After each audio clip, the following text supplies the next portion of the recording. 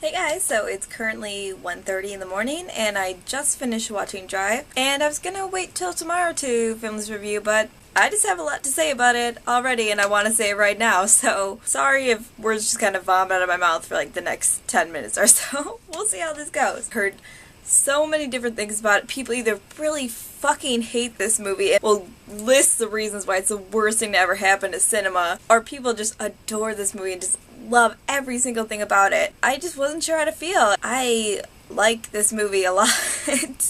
I would go as far to say I'm on the love side of this one. There's so much to like about this movie. I'm surprised so many people hate it. It stars Ryan Gosling, there's Christine Hendricks in it, a bunch of really cool people who I can't think of right now. Acting's really good on everyone's part. Characters are really good. At least the start of the storyline is this guy is a driver and he moves into this apartment, has an interest in one of his neighbors. He just kind of starts interacting with her, and through a series of events he gets involved in quite a few criminal acts, to say the least, without any spoilers. I don't even know where to begin with this. There's so much to like about it. A lot of people don't like how not exactly linear the story is, but I think it's really interesting. There wasn't a point where I'm like, I'm really bored, this kind of sucks. And it's really interesting. There's a lot of action. It's definitely gory. It's unexpectedly gory. I don't think it's distracting. I've heard this listed as a reason why people hate this movie, but I don't think it's that big of a deal. Something I really like about this movie is there are quite a few scenes where there's no music and no dialogue,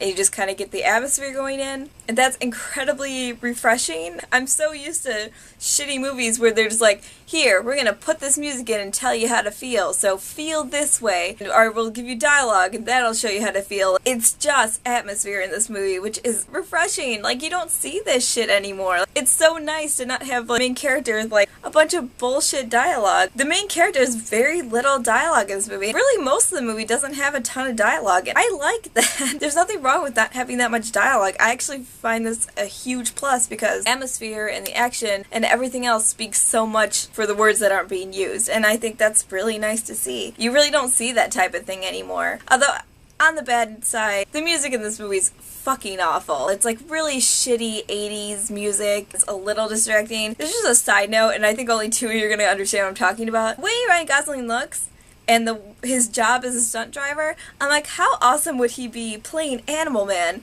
He's like already in the role. Perfect. You should play Animal Man if there wouldn't ever be. Nobody's making a movie about Animal Man, but still, he'd be good for the part, I think. Speaking of Ryan Gosling, I do have a bit of a confession to make that I didn't really find Ryan Gosling attractive. I hadn't seen him in too many movies, and The Notebook is not something I would watch because I don't like romantic shit like that. He is one attractive guy. I gotta tell you, when the elevator kiss scene, I can't even talk about it. I was literally like, I don't even have words for that scene. It was like blowing my fucking mind.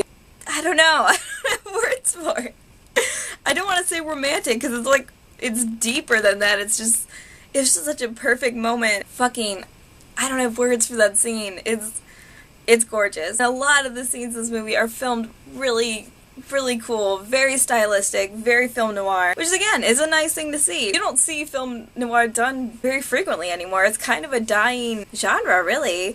The last movie I can even think of that really implemented this well was Brick. Really, I can't even tell you how much I enjoyed this movie. I really liked it. I was getting really anxious towards the ending because I'm like, this isn't gonna turn out happy, is it? I'm actually pretty satisfied with the ending. It's not necessarily happy ending, but I think it could have been much worse, and I thought that's where they were heading, so I did really like the ending. It's a really good movie. I wouldn't recommend it to anybody because it seems to really piss people off, or really just people just fall in love with it. There's not a lot of dialogue, not a lot of music, and when there is music, it's really shitty 80s music. There's not many characters, the story's not exactly linear. Yeah, I think that's all I have to say about Drive. I'm gonna go to bed, and I guess that's all for today. So